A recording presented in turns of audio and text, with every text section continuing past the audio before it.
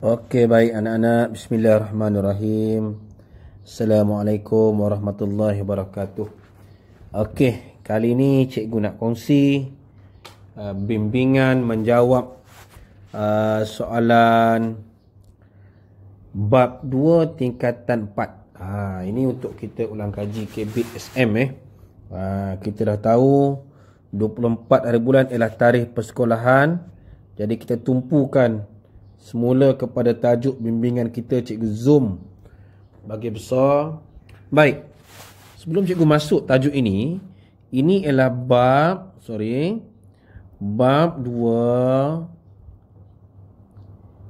tingkatan 4 seni bina. Tajuk ini dia agak popular lah dalam percubaan. Kalau kita tengok percubaan dalam 3 tahun terakhir ini, soalan ini agak popular. Baik, kalau kita tengok soalan yang pertama tu, kebiasaannya kita ada 4M. Cikgu ulang balik. Kita ada 4M bila kita nak jawab soalan ya. Apa M yang pertama? Iaitu kita membaca. M yang kedua kita menggaris. M yang ketiga kita menjawab. M yang keempat kita membaca semula jawapan kita.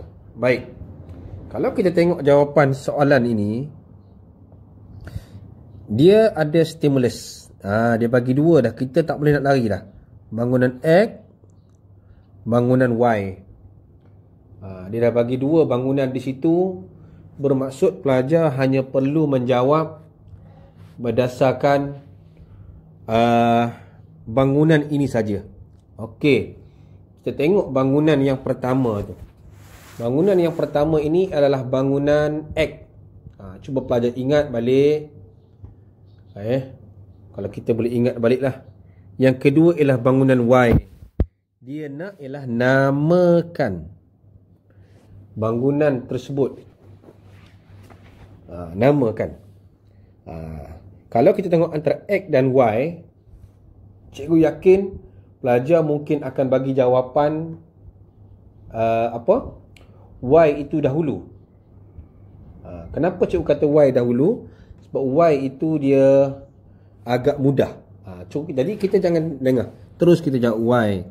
Ini ialah tembok besar China. Jangan tulis China macam ni. Ini China, yang ini tak mau. Kalau pelajar tulis China, ini bukan negara. Ini ialah kaum. Dia beza tu ya. Itu bukan kaum. Kita nak negara. Jadi kalau kita tengok tembok besar China. Okey. Yang kedua, di sini X ni mungkin pelajar ramai yang akan tersilap lah.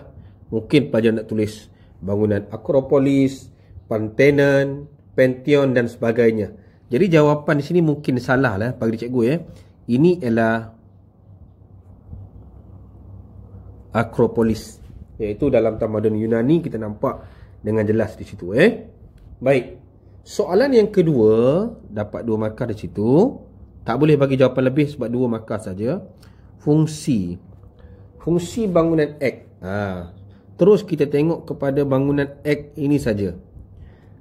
Fungsi ini kebanyakan bangunan di Yunani ataupun di Rom kita nampak, ataupun di tamadun lain, kebanyakan ialah untuk keagamaan.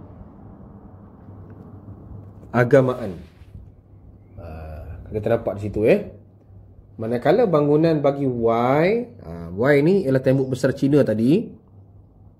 Kalau kita tengok sini cukup besar kan. Ini ialah untuk pertahanan negara. Pertahanan negara.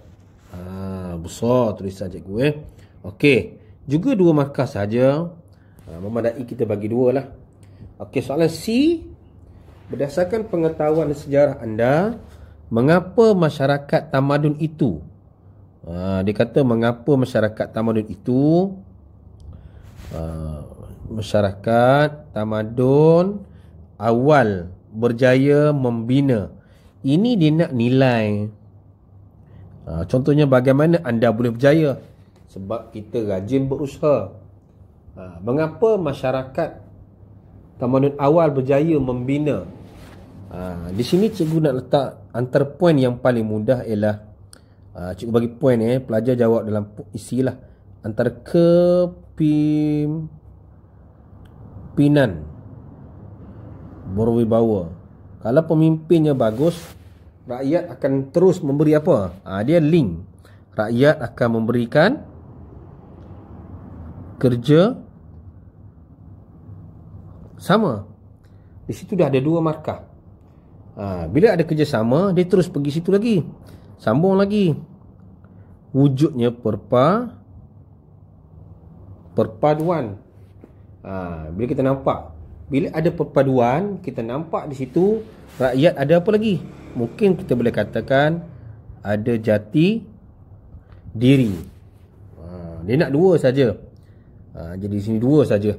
Oleh kerana ini adalah soalan kebat, jadi mana yang munasabah? Yang munasabah boleh diterimalah. Bagi saja jawapan, jangan hantar kertas kosong. Ini 2 soalan D. Ini senang. Kenapa kita nak memelihara dan memulihara? Dia 2 benda tu ya. Memelihara satu, memulihara satu. Jadi ini mungkin ini juga jawapan yang munasabah. Cikgu letak jawapan lain kot, warna lain kita letak warna hijau. Mengapa kita perlu pelihara bangunan sejarah macam Kelly's Castle, Formosa? Kenapa? Mungkin kita katakan untuk generasi, untuk tatapan generasi akan datang. Supaya apa? Generasi ini mungkin kita boleh katakan dia untuk menghargai warisan negara. Itu cukup lah. Dah dapat 2 markah. Sambung lagi. Mungkin tambahan kita ialah untuk pelancongan. Bila kita jaga boleh pelancongan. Bila pelancongan dia berkait dengan ekonomi negara. Okey, good. Jadi kita nampak di situ 2 markah juga. Yang terakhir, andaikan. Ini anda ni awak lah pemimpin masyarakat, bagaimana dapat mengekalkan keindahan? Mungkin kita kata ini soalan ni senang. Mungkin kita boleh katakan nak kekalkan bersih, cantik. Mungkin kita katakan kenakan bayaran. Mungkin kita katakan adanya aktiviti gotong royong. Mungkin kita boleh katakan banyaklah mungkin di sini ialah peranan kerajaan. Mungkin kerajaan dia boleh wartakan dan sebagainya. Markah 2. Jadi kalau kita tengok, nampak simple saja kita nak jawab hari ni. Ini ialah tajuk fokus kita berkaitan dengan bangunan. Struktur untuk bab ini cikgu nak bagi tumpuan 1 saja. Jadi ingat balik, dalam kita jawab ini jangan lupa 4M ni. Baik, itu saja perkongsian kita untuk kali ini. Terima kasih.